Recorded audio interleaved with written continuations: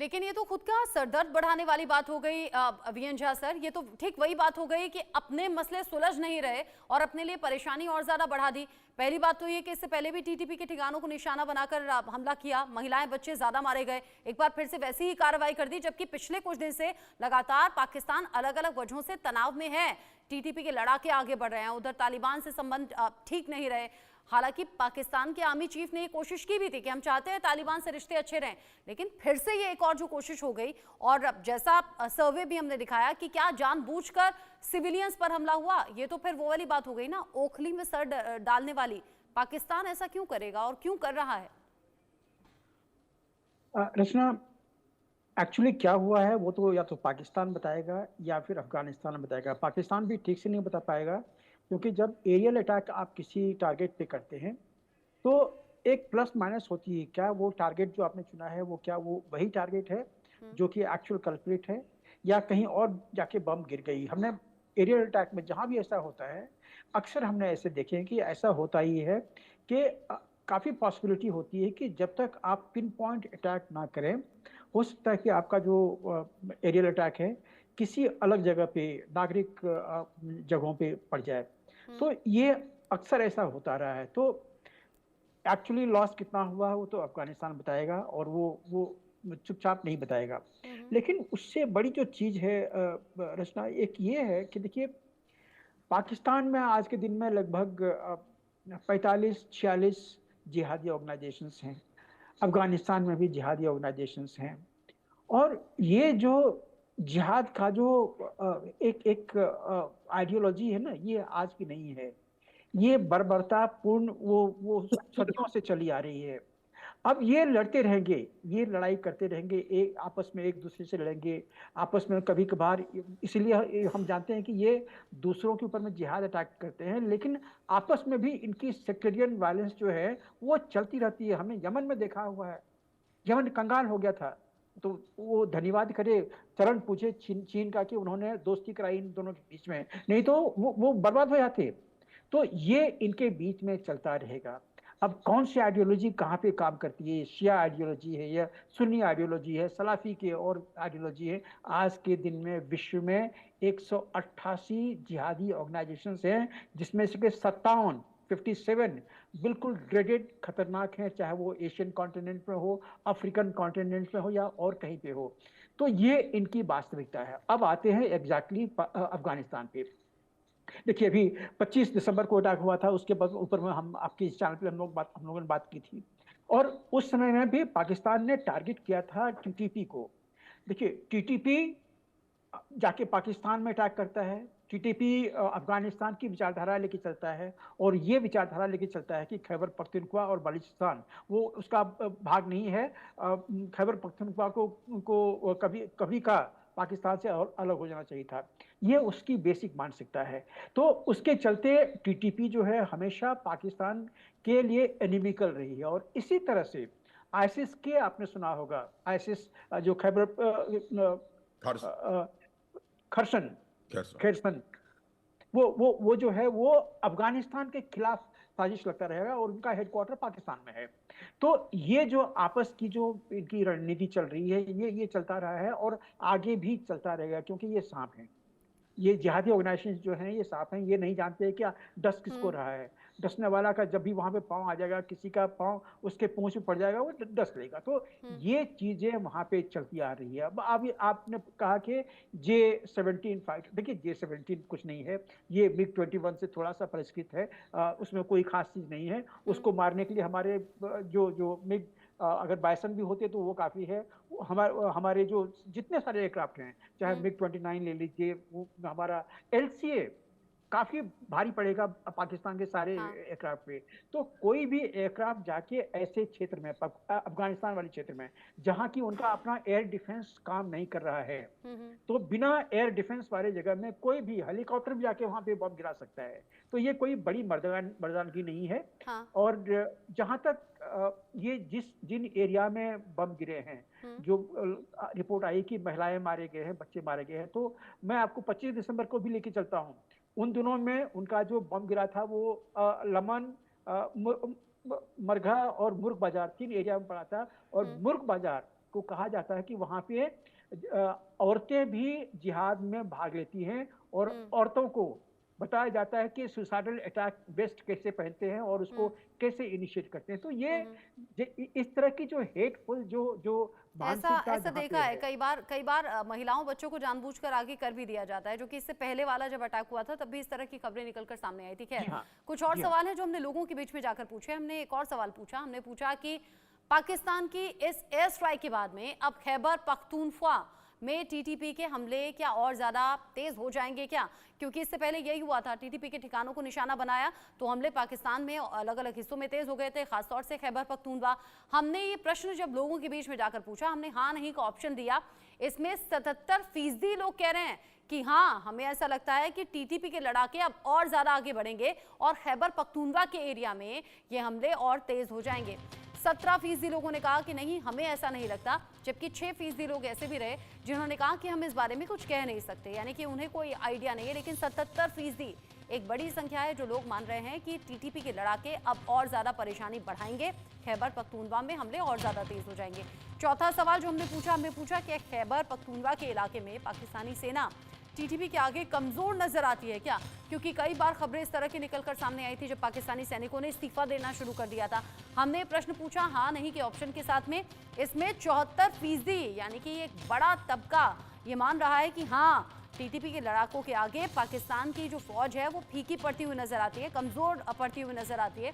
जबकि 24% लोगों ने कहा कि नहीं, हमें ऐसा नहीं लगता। 2% लोग ऐसे भी रहे जिन्होंने कहा कि हम इस बारे में कुछ कह नहीं सकते। लेकिन एक बड़ी संख्या में लोगों ने कहा है कि हाँ, अब ये हमले तेज होंगे, और साथ ही साथ ये भी कह दिया कि हाँ, पाकिस्तानी सेना टीटीपी के लड़ाकों के आगे कमजोर है।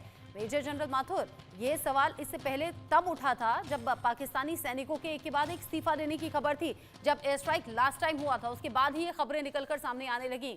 क्या वाकई ऐसा लगता है कि टीटीपी के लड़ाके भारी पड़ते हुए नजर आते हैं पाकिस्तानी फौज पर क्या? रचना, देखिए, मैं इस प्रश्न का उत्तर दो तरीके से देना पसंद करूंगा। कि देखिए, आपके दर्शकों को इस बात का पता होना चाहिए कि जो पाकिस्तान की फोर्स है वो मेरी समझ से कहीं ना कहीं प्रोफेशनलिज्म को लैक करती है। उसकी वजह यह है, ये पहले भी मैं, रचना, आपसे कई बार बात कर चुका हूं इसके ऊपर। उसकी वजह यह है कि पाकिस्तानी सेना, पाकिस्तान, जिसमें कि एयरफोर्स ने भी सब शामिल है, पाकिस्तान की सेनाएं हर उस एक्टिविटी में शामिल हैं जो कि non professional armed forces wise होती है। कॉमर्शियल एक्टिविटीज ये कर रहे हैं, इकोनॉमिक एक्टिविटीज ये कर रहे हैं, गवर्नेंस के अंदर इनकी इनकी दखलंदाजी है।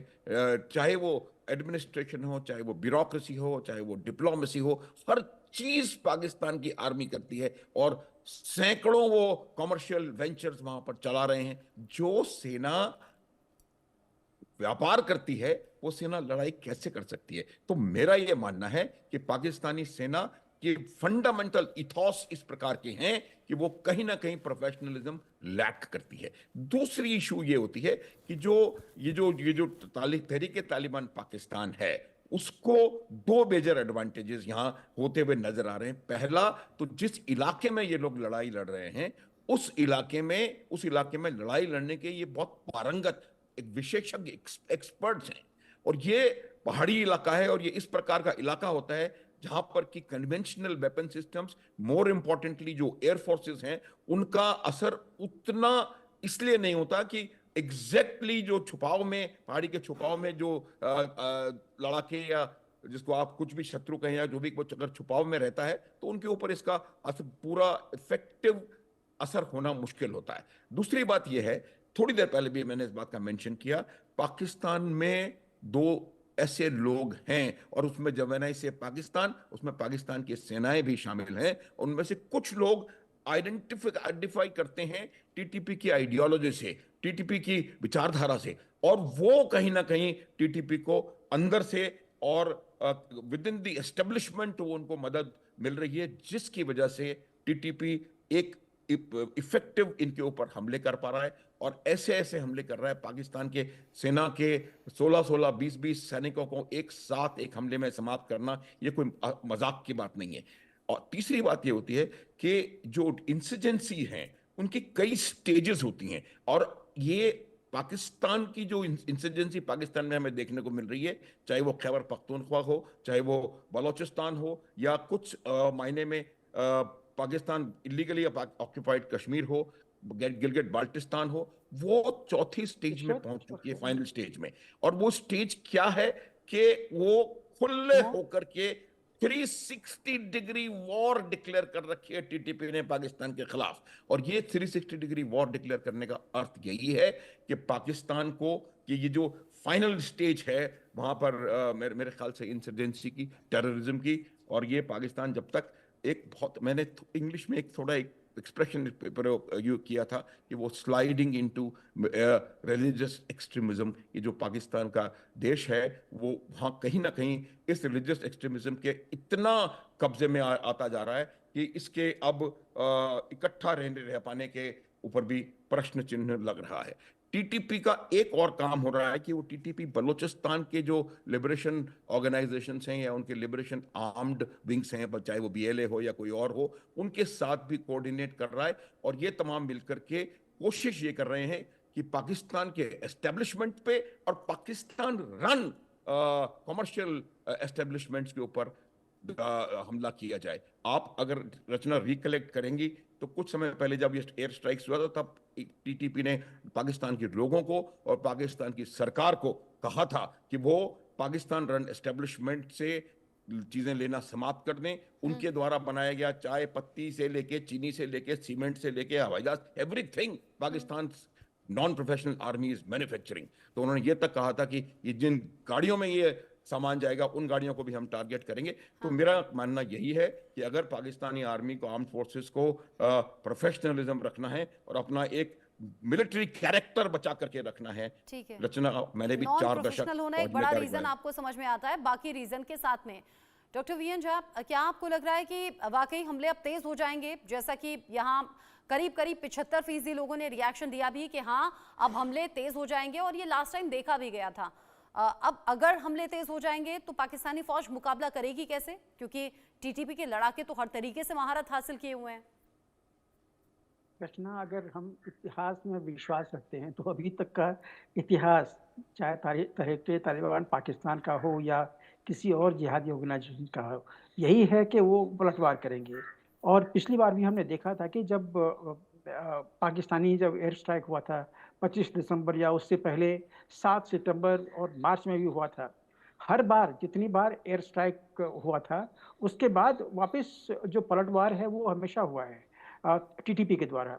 तो इस बार भी टी के द्वारा जो स्ट्राइक होगा वो जरूर होगा। लेकिन देखिए, माथुर जी ने भी काफ़ी सारी चीज़ें आपको डिटेल से बताई। एक चीज़ याद रखना पड़ेगा, ये जो युद्ध कह लीजिए इसको या टेररिज्म कह लीजिए इसको, पाकिस्तान भी टेरर अटैक कर रहा है अफगानिस्तान पे, तो एयर अटैक हो रहा है, ये टेरर अटैक है और कुछ नहीं है।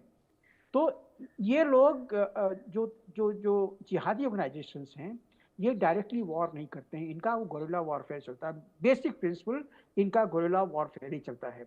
अब उस गोरिल्ला वॉरफेयर में खैबर पख्तूनख्वा जो है वो काफ़ी एक्सपोज्ड एरिया है पाकिस्तानी सेना के लिए। पाकिस्तानी सेना इतनी ज़्यादा वल्नरेबल बलूचिस्तान में नहीं है, हालांकि बलूचिस्तान में भी सेना मार खा रही है, पैरामिलिट्री को मारा गया है कई बार, लेकिन खैबर पख्तूनख्वा में वो खास करके वल्नरेबल है।